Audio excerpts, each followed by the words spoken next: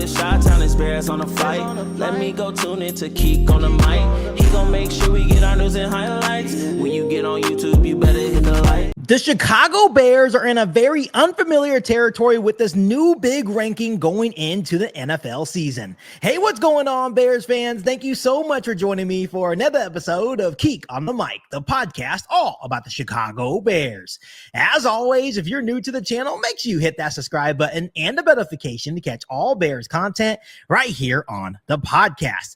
So, Bears fans, I hope you guys are having a very good day. I just want to come on here really quick on today's episode of Keek on the Mic and give you guys a very positive update in regard to the Chicago Bears offensive line. As we all know, General Manager Ryan Poles made it a point of emphasis to really rebuild this Bears offensive line. A couple of years ago, he got Darnell Wright in round one, and he continues to create that arrow up and trajectory of being one of the best right tackles in the National Football League. But this offseason, he invested in Joe Thuney and Jonah Jackson via trade, and then got the very best center in free agency this year in Drew Dahlman. So safe to say, on paper, this Chicago Bears offensive line is definitely revamped. But it now seems that the Chicago Bears are getting a whole lot of credit in regard to their offensive line. According to PFF, they actually gave their top 10 offensive lines going into next season. And if you look at this list on the screen on today's episode of Keek on the Mic, the Chicago Bears are currently listed, according to PFF, at number 4. Of course, you have the Philadelphia Eagles, the Denver Broncos, the Buffalo Bills, the Chicago Bears, the Colts at 5, the Bucks at 6, Vikings 7, Falcons 8, Jets at 9, and the Chargers at 10. It does surprise me that the Detroit Lions did not make this list, even though their center did retire. I still think they have a very good offensive line, but this is definitely a huge shock to me because this is very uncharted waters for the Chicago Bears. When you look at what Ryan Poles was able to accomplish on paper, it seems that he finally did it the right way. And this is something that Bears fans, including myself, we're really pushing for Ryan Poles to do ever since he became the general manager of the Chicago Bears. Obviously, it took a little bit longer than it needed to, but at the same time, in Ryan Poles' defense, he wasn't all in on Justin Fields. The second that he gets a quarterback that he believes in Caleb Williams, with the number 1 overall pick in the 2024 NFL Draft, obviously saw the flashes that he loved to see from Williams.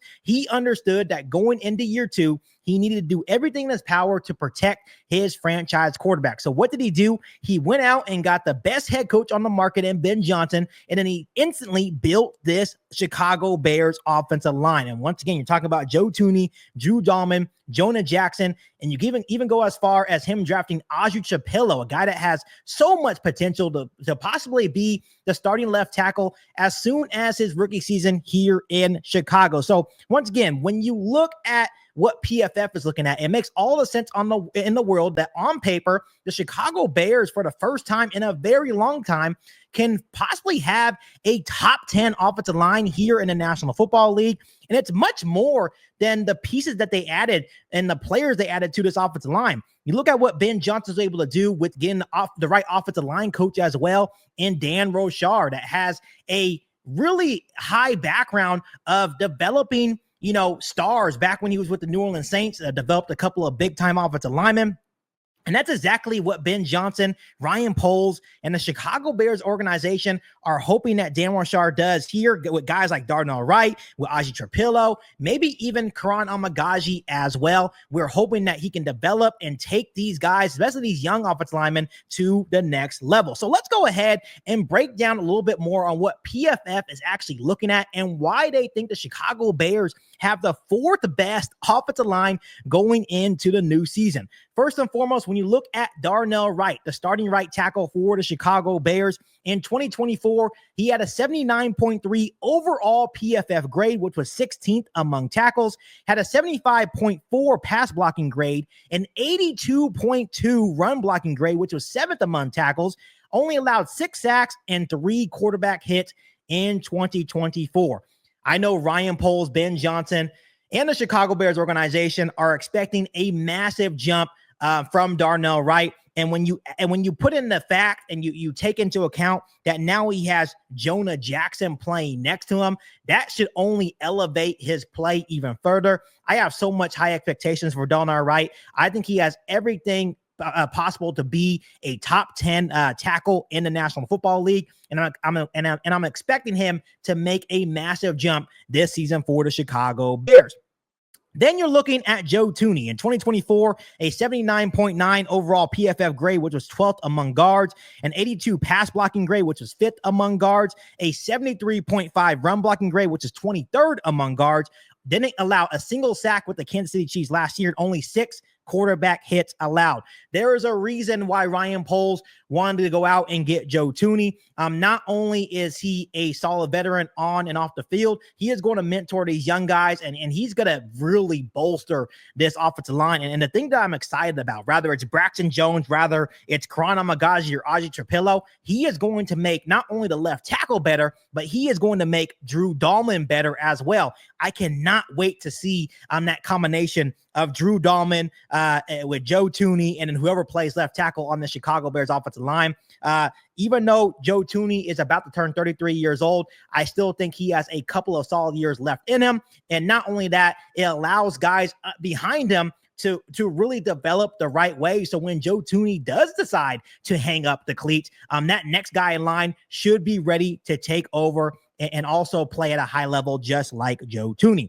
Then moving on to center Drew Dahlman in 2024, I do want to note that he did miss 8 games last season, but he still posted a 78.8 overall PFF grade, which was 4th among centers, a 66.6 pass blocking grade, which was 21st, and then a 79.8 run blocking grade, which was 5th among centers, and then also only allowed 2 sacks and 1 quarterback hit allowed.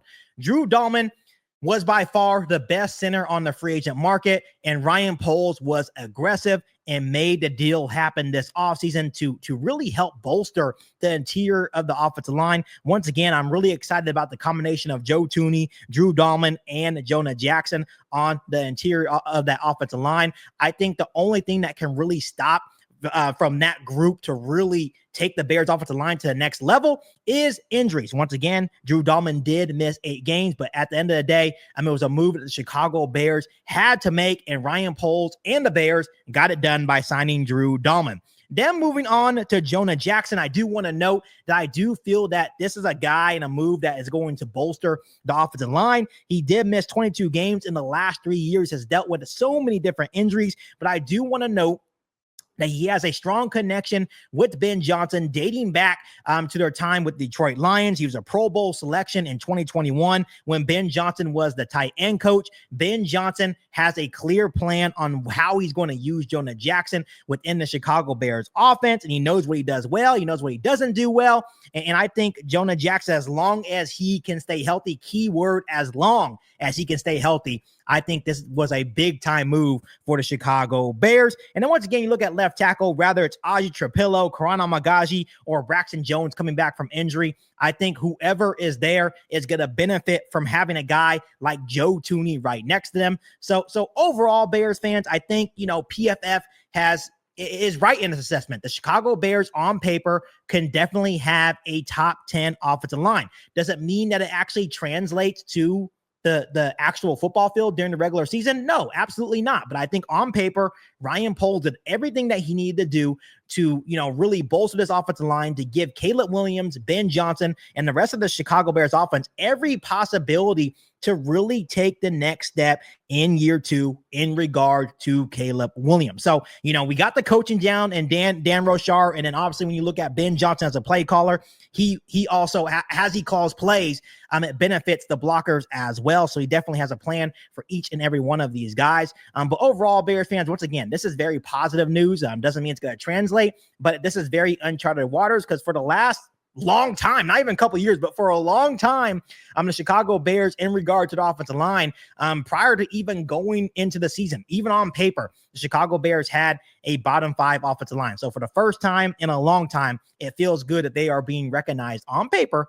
that they could possibly be a top 10 offensive line. So Bears fans, before I let you guys go, let me ask you guys this. How do you guys feel about PFF's assessment on saying that the Chicago Bears are the fourth offensive line going into the new season? Do you agree, or do you think the Chicago Bears need to prove it first? Let me know down below in the comment section. But as always, make sure you continue to hit that subscribe button and the notification to catch all Bears content right here on the podcast. Make sure you follow me on all my social media platforms, and make sure you share this episode of Keek on the Mic with every single Bears fan that you know. But other than that, be back for our all new Bears podcast right here on Keek on the Mic. Thanks, guys, and as always, bear down. You ain't bout it, you ain't bout it, you ain't Keek on the mic. You ain't bout it, you ain't bout it, you ain't Keek on the mic. You can go and subscribe, cause I be on it right. You ain't bout it, you ain't bout it, you ain't Keek on the mic.